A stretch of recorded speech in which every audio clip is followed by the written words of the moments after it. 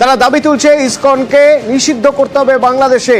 এর আগে চিন্ময় কৃষ্ণ দাস তাকে গ্রেপ্তার করা হয়, বাংলাদেশের ঢাকা গোয়েন্দা বিভাগ তাকে গ্রেপ্তার করে এবং তার বিরুদ্ধে দেশদ্রোহিতার অভিযোগ আনা হয়। তার জামিনও হয়নি। আর ইসকনকে এবার নিষিদ্ধ করার দাবি করছে সরকারপন্থী ছাত্র জোট এবং তার জন্য তারা হাইকোর্টে আবেদন করেছে। হাইকোর্ট অবশ্য সরকারের কাছে জানতে চেয়েছে সরকারের কি মত।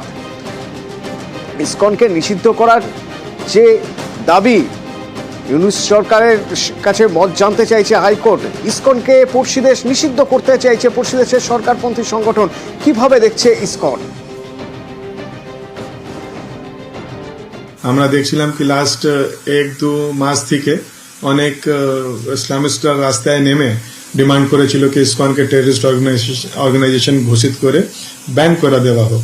অনেক চিন্তার বিষয়। We are non political, we are an humanitarian organization. বাংলাদেশেও আমরা জানি কি অনেক ন্যাচুরাল ক্যালামিটিস হয়। সব সময় আমাদের ইসকন ব্রহ্মচারীরা খিচুড়ি না হলে প্রসাদ নিয়ে যায়, অনেক চ্যারিটেবল ওয়ার্ক করে। কিন্তু আমাদের প্রোটেস্টেও আমরা খোল করতাল নিয়ে হরে কৃষ্ণ মহামন্ত্র কীর্তন করেই প্রোটেস্ট করি। এত শান্তিপ্রিয় অর্গানাইজেশনকে জঙ্গি বলা, মৌলবাদী বলা, এটা খুব দুঃখের কথা।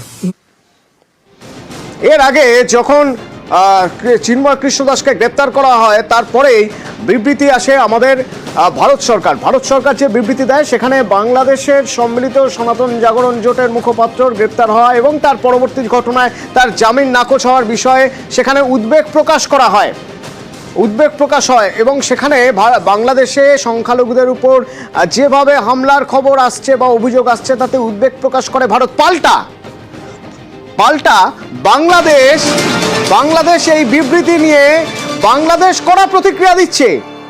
বাংলাদেশের কি দাবি না ভারত নাকি বাংলাদেশের অভ্যন্তরীণ বিষয়ে মাথা ঘামাচ্ছে এবং তাতে নাকি যে বন্ধুত্বপূর্ণ অবস্থান রয়েছে দুই দেশের সেই অবস্থানে কোথাও একটা সমস্যা হতে পারে দাবি করছে।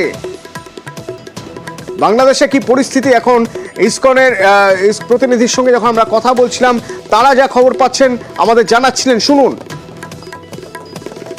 চিন্ময় কৃষ্ণ দাসকে আমরা দেখলাম যে 2 দিন আগে কিরকম এয়ারপোর্ট থেকে প্লেন ক্লোথ পুলিশ এসে ধরে নিয়ে গেছে, যেরকম অনেক বড় টেররিস্টকে ওরা ধরতে এসেছে। পুলিশ কিরকম যারা এসেছিল ওনার সমর্থনে ওখানে ওদের উপরে লাঠিচার্জ করা হয়েছে। পুলিশের সঙ্গে কিছু অ্যান্টি সোশ্যাল এলিমেন্ট ইসলামিস্টরা ওরা মিলে অ্যাটাক করেছে ওখানকার যার লোকের উপরে।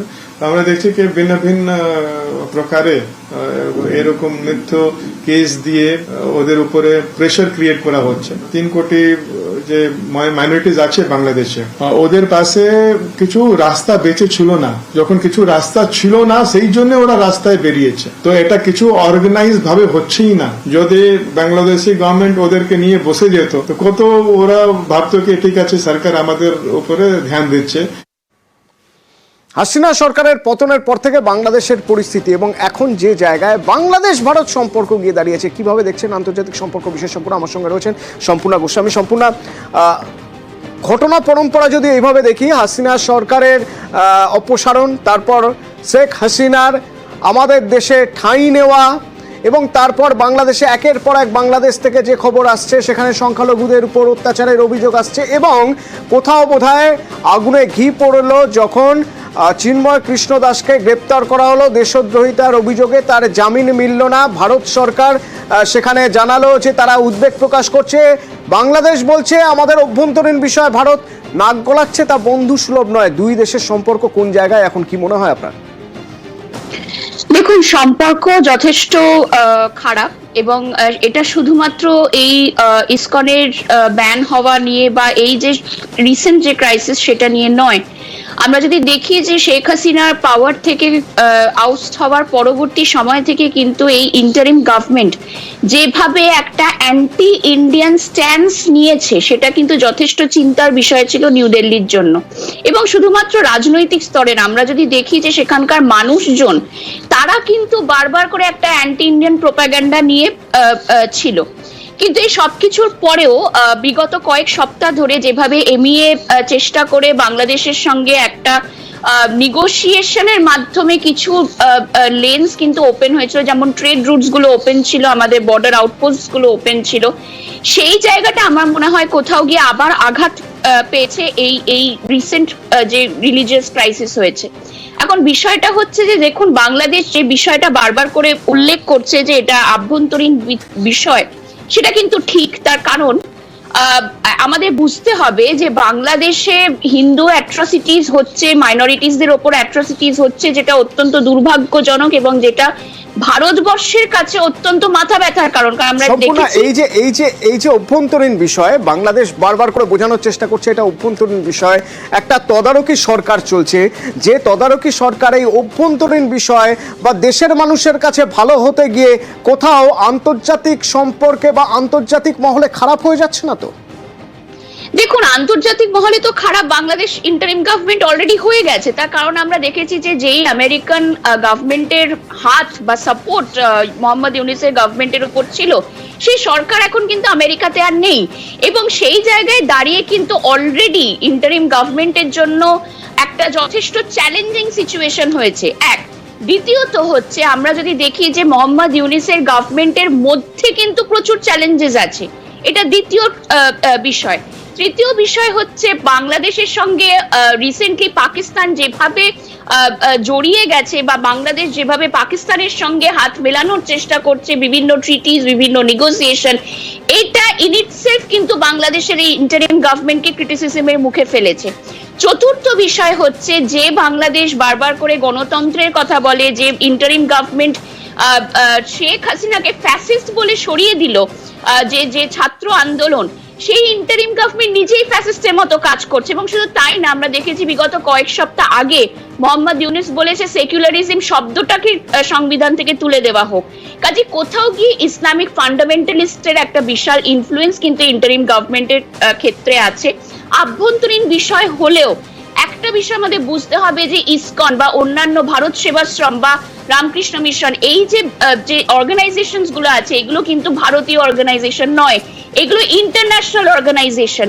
কাজে শুধুমাত্র ভারতের পক্ষ থেকে স্টেটমেন্ট নয়, রাদার আমার মনে হয় যে এইটার সময় যেখানে একটা ইন্টারন্যাশনাল প্রেসার কিন্তু বাংলাদেশের গভর্নমেন্টের উপর ক্রিয়েট করতে হবে, বিভিন্ন ডিপ্লোম্যাটিক চ্যানেলস ওপেন করতে হবে। সম্পূর্ণ আমরা এরকম প্রতিবেশীর সঙ্গে অনেকদিন ঘর করছি যেখানে মৌলবাদ প্রশ্রয় পায়, মৌলবাদীরা যে দেশকে চালায় একরকম, ঠিক সেই একই রকম পরিস্থিতি হতে চলেছে বাংলাদেশের, বা হয়তো অনেকটা হয়ে গিয়েছে। এরকম একটা জায়গায় দাঁড়িয়ে ভারতের সঙ্গে সম্পর্ক খারাপ, শুরুতেই আমাদের আলোচনার শুরুতেই আপনি বলছিলেন, তো এই খারাপ হলে তাতে বাংলাদেশের কতটা ক্ষতি বা লাভ, ভারতের কি আদৌ কোনো ক্ষতি বা লাভ রয়েছে? দেখুন, বাংলাদেশের তো ক্ষতি ডেফিনেটলি, ঠিক আছে, সেখানে কোনো রকম কোনো সন্দেহ নেই। তার কারণ হচ্ছে বাংলাদেশের অর্থনীতির অনেকটা কিন্তু ভারতের ওপর ডিপেন্ডেন্ট। দ্বিতীয়ত হচ্ছে যে আমরা যদি বাংলাদেশের কার্টোগ্রাফিটা দেখি, অর্থাৎ ম্যাপটা দেখি, তাহলে তার চারপাশে আছে ভারতবর্ষ। তৃতীয়ত হচ্ছে বাংলাদেশ যেভাবে পাকিস্তানের সঙ্গে হাত মিলিয়েছে, পাকিস্তান আদেও বাংলাদেশকে কতটা ইকোনমিক সাপোর্ট দিতে পারবে, এটা একটা বড় প্রশ্ন চিহ্ন, যেখানে পাকিস্তানের নিজেরই ইকোনমিক কোনো মানে যেখানে পাকিস্তানের ইকোনমিতে ধস নেমেছে। চতুর্থ বিষয় হচ্ছে যে বাংলাদেশের সাথে ভারতের সম্পর্ক নষ্ট হলে বাংলাদেশের ক্ষতি ডেফিনেটলি, কিন্তু ভারতের জন্য মাথা ব্যথার কারণটা যেটা হবে সেটা হচ্ছে পাকিস্তানের ইনফ্লুয়েন্স বাংলাদেশে অনেক বাড়বে, যেটার কারণে কিন্তু টেররিস্ট আউটফিটস গুলো যেগুলো গোটা বাংলাদেশের বর্ডার জুড়ে আছে সেইগুলো আবার মাথাচাড়া দিয়ে উঠবে। এবং দ্বিতীয়ত পাকিস্তানের হাত ধরে কিন্তু চায়না চেষ্টা করবে ইন্টারিম গভর্নমেন্টের সঙ্গে একটা বোঝাপড়ায় আসতে। যদিও চায়নার কাছে কিন্তু এই আনস্টেবল গভর্নমেন্টটা খুব একটা ভালো বিষয় নয়, কারণ চায়নার যথেষ্ট ইনভেস্টমেন্ট সেখানে আছে, কিন্তু চায়না নিজের ইনভেস্টমেন্টস গুলো সুরক্ষা করার বা সুরক্ষিত রাখার জন্য কিন্তু আলটিমেটলি বাংলাদেশকে ইউজ করবে। And this will be an opportunity for China, কারণ যেই মুহূর্তে বাংলাদেশের সাথে ভারতের সম্পর্ক নষ্ট হবে সেই মুহূর্তে কিন্তু চায়নার জন্য একটা গেটওয়ে হয়ে যাবে বাংলাদেশে আরো বেশি ইনভেস্ট করার। থ্যাংক ইউ, ধন্যবাদ। আন্তর্জাতিক সম্পর্ক বিশেষজ্ঞ সম্পূর্ণা গোস্বামী আমার সঙ্গে ফোনে ছিলেন। তো বাংলাদেশের এখনকার এই অবস্থান ভারত কিভাবে দেখছে না, ভারত বিবৃতি দিয়ে জানিয়ে দিয়েছে তারা কড়া উদ্বেগ প্রকাশ করছে, আর ভারতের এই অবস্থান আমাদের এই রাজ্য থেকে নেতারা কিভাবে দেখছেন আমি দুজনের বক্তব্য শোনাবো। এক, তৃণমূলের অভিষেক বন্দ্যোপাধ্যায় এবং বিজেপির শুভেন্দু অধিকারী।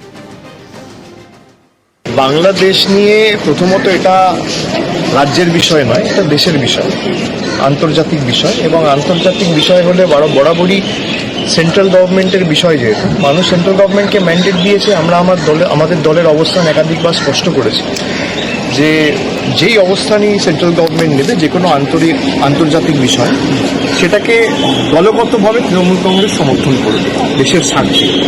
কিন্তু যে ঘটনা ঘটেছে একেবারে সমর্থনযোগ্য নয় এবং অত্যন্ত দুর্ভাগ্যজনক এবং নিন্দনীয়, আমি এতটুকু বলতে পারি।